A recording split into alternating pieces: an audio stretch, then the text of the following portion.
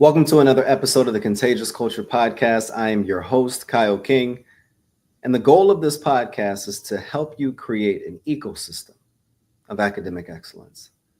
When we think about education as a whole, it's the belief that education is the only industry that doesn't keep in mind the end user when making decisions. What that looks like is we don't often see students as board members. We don't often listen and hear the voice of our students when we're making decisions. So how can we empower our educational system without first understanding how to empower our student leaders? So in this podcast episode, I'm going to talk to you about 5 key steps, 5 methods that you can implement this year, today, to begin empowering student leaders within the classroom. Ultimately, it's about raising the bar. And in order for us to raise the bar, we have to answer this one question. Raising the bar happens only when I what? If I was to say raising the bar only happens when I blank, when I commit to being a better educator, when I focus on professional development, when I humble myself and learn how to ask questions, when I see my students rather than judge and create biases, when I represent them in various ways around the classroom, when I listen to coaching and mentoring, when I want you to fill in the blank.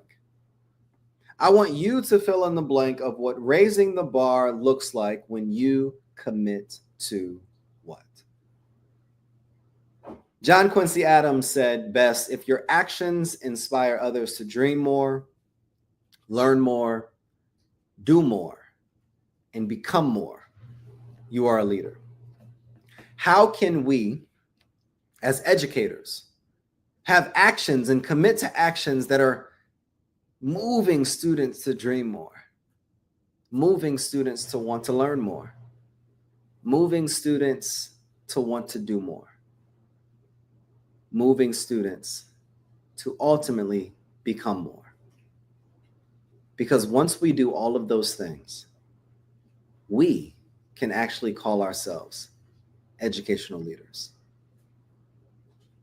In order for us to connect with students on a deeper level, it requires us to be able to understand the importance of sharing our stories, understanding their stories, and unpacking before we can really drive the car in a way where we can be impactful in the classroom. When I was 15 years old, I made one of the most terrible decisions in my life that led to me transforming so many lives in the future. My mom and dad were preparing to leave to go to a Maxwell concert. My mom was upstairs getting dressed. My dad was downstairs. And how I knew my dad was downstairs is because back in the day, he would always walk around with all of this change in his pocket, just jangling. So you heard him before you saw him. It's kind of like that student in the classroom that you heard them walking down the halls before you actually saw the student before they walked in to your classroom. So I saw my dad. I walked downstairs. I asked my dad, I said, hey, Dad, there's this party going on down the street. Can I borrow the car while you guys are gone to be able to attend this party? He looked at me like you're probably looking at me right now and said, of course not. You don't have a license. So I said, Dad, he said, no, Kyle. I said, but Dad, he said, no. So like most kids, when they're growing up, when one parent says no, the kid runs to the other parent. I go, hey, Mom, I got a quick question for you. She said, did you ask your father? I said, yes. She said, what did he say? I said, but Mom. She said, what did he say? I said, but Mom. She said, what did he say? And I said, he said no. I felt defeated. I felt like I wasn't listened to, like I wasn't heard. And many times in our classrooms, students probably feel the same way. And when students feel the same way in our classroom, they probably take matters into their own hands. And that probably leads to them driving the class out of control. driving your nerves, getting things and being distracted and then distracting others from being able to complete the very task that you prepared for them to do. But in this case, I knew that my parents would be gone for hours, so I did the unthinkable. I went downstairs, took the car, found the keys, took the car, went to the party, but you can't do anything alone. I had to pick up a friend of mine with me. We drove the car to the party, had an amazing time, came back. We ran and sped home. But then one decision, one action, one mistake almost cost me everything. When I pulled into the driveway, I just knew to park the car exactly where it was parked. I was opening up the driveway, trying to figure out the pedals from down, and then I accidentally hit the gas when I thought I hit the brake and ran straight through the closed garage door. I said, oh my God. I thought my life was over. So me knowing me, I ran inside, grabbed a towel, came back out, wiped down the steering wheel, called the cops, told them that somebody stole the car and ran it back into the garage. My son is sitting in front of me right now as we record this podcast, and he's looking at me with a smile on his face, and he's like, oh my gosh, Dad did this. The cops came, but like most times, they knew that something wasn't right with this story. So you mean to tell me that someone stole the car while you were in the house, you didn't hear anything, then they took the car, drove it away, drove it back into the house, left the keys in the car? That doesn't make sense. That's not your typical story of theft. So what did I do? I ended up telling the truth. Because I recognized the bigger consequence if I would have continued to lie. But like anything, like any parable, it's not actually about the story. It's about the lesson. And many of us as educators are driving our cars into closed garage doors, and we're wrecking our classrooms, and we're wrecking the belief in the spirit of children in the classroom, because we are not equipped to be able to drive without assistance. We are not equipped to be able to tell the truth when we need help. We are not equipped to be able to run the lesson in the way that we want without going through a series of steps before we're qualified to be able to empower or drive these students to the direction that they deserve to go. So like anything, we've created a 5-step method for you to be able to leverage today to be able to empower students to drive them forward towards their destiny. The D represents determining your outcomes. We cannot meet anything that we have not measured. What's your measure for success in your classroom? What are the teacher outcomes, the student outcomes, the school outcomes, and how do you measure success as an educator? How will you measure success for your students? And how will you measure success as a contributor to your school? What does success look like, and how will you define it? One thing that I want you to finish right now: I will know I'm successful this year if what? By the end of this school year, I will know I'm successful if what happens. And as you're reflecting on that one question, the R of this drive model represents reflection and correction. If I was to speak with a past student, administrator, or parent about you, what would they say? And I'm not talking about the one that you get happy hour drinks with, or you show up at all of their games on the weekends, or they invite you over, or the one that gives you all of the gifts for Christmas break and teacher appreciation week. I'm talking about the student that didn't do well. I'm talking about the parent that you didn't see eye to eye with. Because there's a vast difference between instruction and teaching. Instruction is prepared lessons and delivering a set of information in front of students with no consciousness or consideration of what the students are going through, what the students need, and you're not differentiating or blending learning in a way where the students will be able to ultimately leave empowered, educated, but not just by way of subject matter, but by way of socially, mentally, emotionally, personally, and professionally towards the goal that they set out at the beginning of the year. What are things that we can reflect upon and correct? What are areas that I can improve as an educator when engaging with my students? What is an area that I can improve upon with engaging with my parents?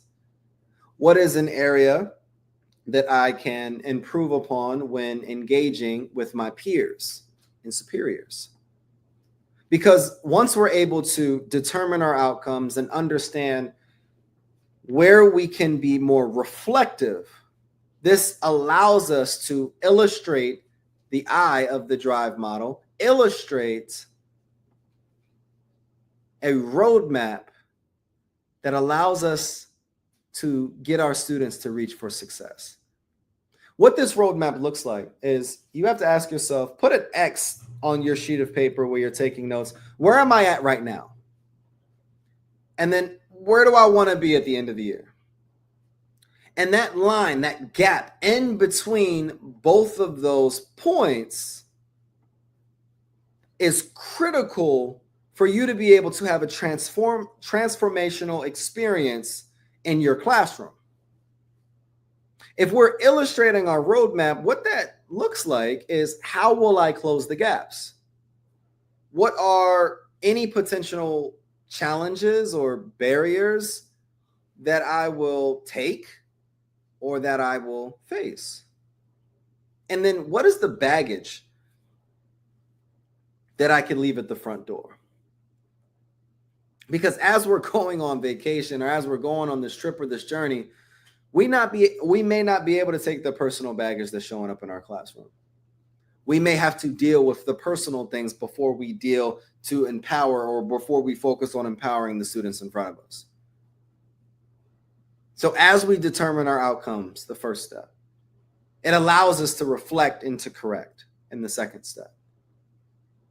The third step allows us to illustrate a roadmap and understand how will I close these gaps and what are the potential barriers and challenges that I will face so that I can be prepared to perform on day one. Once we understand those three steps, it leads us to the V, which is visualizing your perfect classroom environment. What I would define perfect as in the classroom is something that's safe, that's supportive, accepting, fearless, and engaging. How am I supporting my students? How am I accepting them fully for who they are, what they bring, and what they come from? How am I teaching my students to be fearless and make mistakes? Because I got you on the back end. And how am I creating an environment that's engaging for my students? What are you doing as an educator to create a positive, inviting, and safe classroom environment? Not next year, but this year, today. Once we've determined outcomes, step one, it allows us to reflect and correct in step two.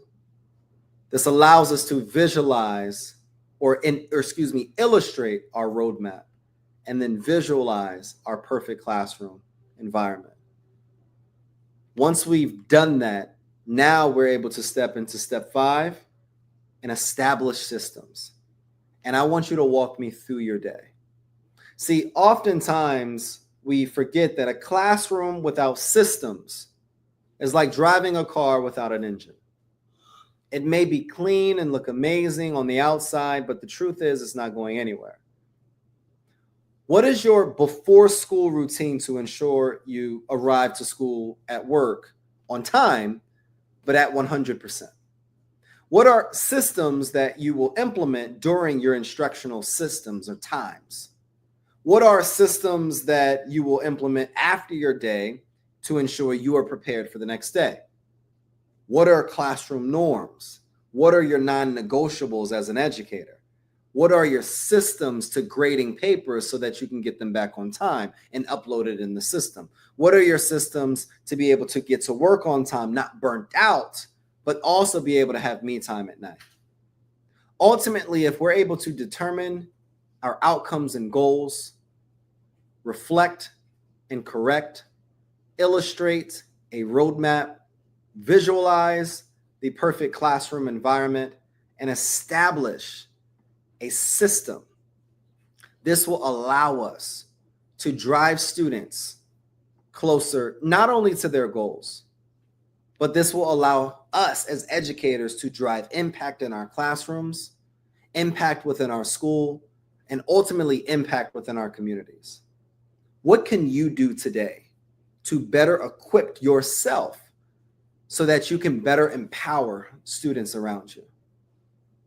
I was an educator just like you, an 8th grade ELA teacher that thought I had all the answers. I thought I was good enough until students entered that classroom and I was presenting in front of them, but I wasn't teaching.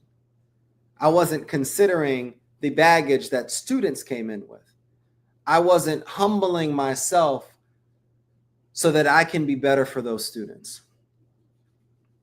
I was just looking at past experiences and creating a present judgment and opinion. And it required an educator like me that had many more years of experience, a mentor still to this day and a friend, to say that, Kyle, it's bigger than you. And you have so much work to do. You have the heart for it. You have the ability to speak, present, but you have to follow the steps that I'm putting in front of you. Before we were able to walk, we had to learn how to crawl.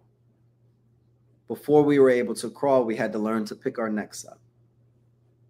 Before you can drive the car, you have to go through a set of stages so that you are equipped to be able to drive the car without assistance. In order for us to be able to empower students in the way that they deserve, in the way that they need, it requires us to first set intentions by determining our outcomes. It requires us as educators to be intentional with reflecting and correcting the various things that we can do to have a better experience with parents, to have a better experience with students, and to have a better experience with our teams and colleagues. Once we're able to be more reflective and unpack so that we can be able to be impactful, now it's time for us to illustrate a roadmap and work backwards. If we have goals of achieving this by the end of the school year, then we need to be sure that we're accomplishing all of the sub-steps in between that, setting intentional goals in between that so that we can be able to achieve the success that we defined at the beginning of this episode.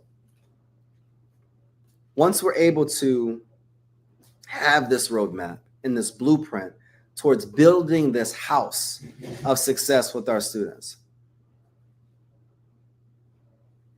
it requires us to visualize a perfect classroom environment. But like I said earlier, perfect is not attainable. But let me tell you what is. Safety. Supportive, accepting, fearless, and engaging classroom environments. That's what students need. And when we do this, this allows us to establish systems when we think about the beginning to the end of our day, with students in mind, that we can create systems that don't just honor and empower students, but also honor and empower ourselves. No more burnout days.